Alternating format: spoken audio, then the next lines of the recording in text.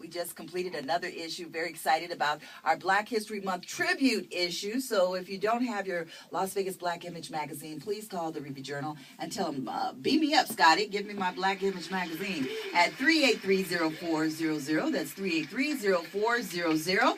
Also, coming up this Black History Month is the Taste and Sounds of Soul. This is the 12th annual Taste and Sounds of Soul that will take place on the Fremont Street Experience, and that will be February the 22nd, 23rd, and 24th. Yes, 3 days. Can you believe it? 3 days. We want to thank Channel 13 because they are pumping it up. I mean, the commercials are playing, huh, Sandra? They're playing good. So we're really excited about that, and we hope all the organizations, nonprofits, all of you come out and represent, because we have to celebrate Black History Month all together. And speaking of all together, the Southern Nevada Water Authority with Nicole Lease, they're doing their Black History Month celebration at the Springs Preserve, and that will take place on February the 16th.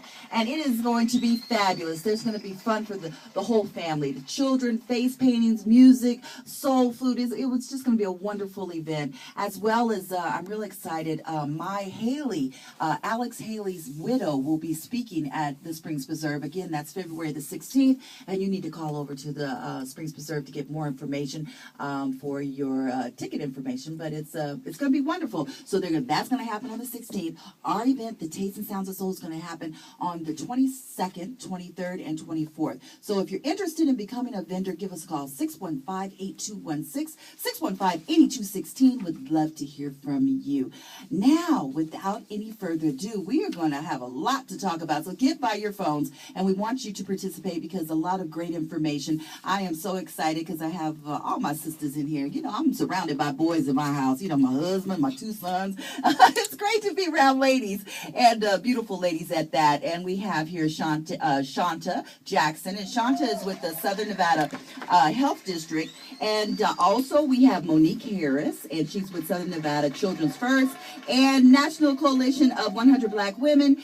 Sandra Mack, and we all know Sandra. She does so many things in the community. You look through so many. I mean, every time I'm looking, I mean, if this is for Black colleges, you're on the spot. If you're doing, I mean, everything, Sandra. So I'm really excited. But there's been a coalition that has been established, right? Right, Sandra?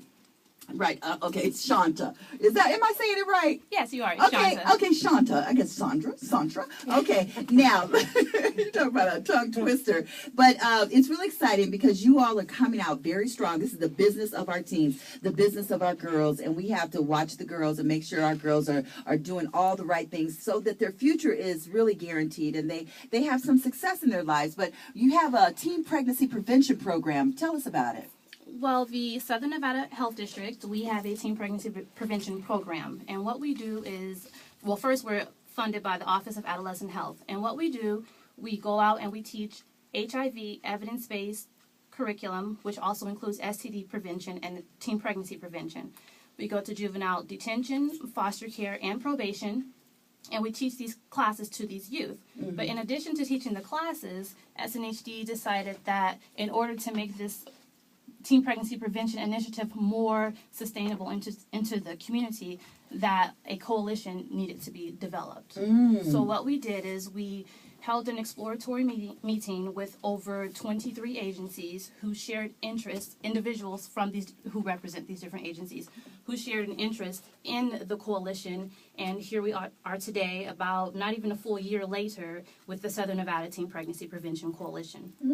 Okay, well, and the mission again is what for the coalition? The mission is to prevent teen pregnancy in Southern Nevada by providing education, increased access to care to teens and their parents. Okay. Because, that's an issue for Nevada. I hear that, what are we, number 1 in the country?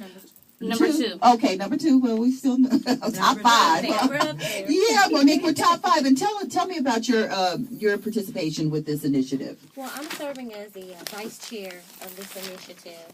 It just seemed like a really good, perfect fit for the organization Southern Nevada Children First, which is where I'm the executive director and founder of. We work with homeless, pregnant, and parenting youth and young adults. And so when we were invited to the table, it was something that we just had to jump on. And so many things are going on. And I know, Sandra, you've been with 100 Black Women. There's so many things going. But what do you hope to accomplish as chairman of the coalition? Well, as chairman of the coalition, one of the main things we want to do is to help educate parents and the young people about sexually transmitted diseases as well as pregnancy prevention. And we want to make sure that they have accurate information.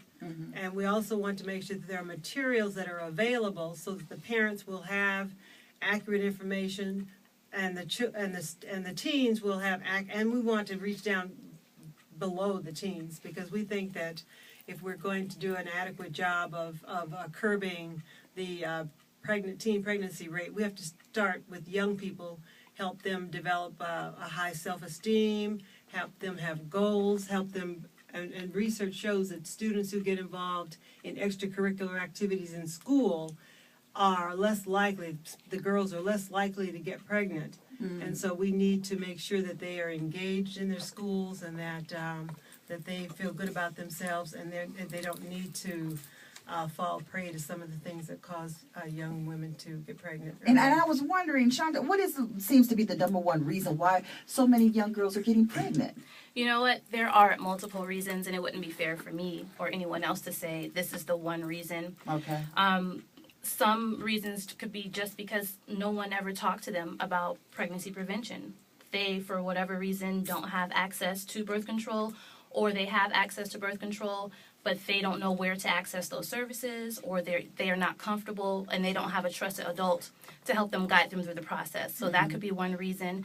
And then it also could be peer pressure. They could lack refusal skills, or it could be something. It could be a cycle. It could, for example, a teen mother who is an adult, and her teen daughter or son is more likely to become a teen parent. So it's no big deal. Yeah, they feel like it's no big deal. Possibly. Well, it's a big deal. Listen, trust me, as a mother of 2 kids, I mean, it takes a lot. And sometimes, you see these reality shows now, and it's been a lot of controversy because the reality shows, they say, in some way, is promoting teen pregnancy or glorifying it. And Sandra, what do you think with that? Well, we talk. One of the reasons I became involved with this coalition is because on a national level, with the National Coalition of 100 Black Women, we have a partnership with the Campaign to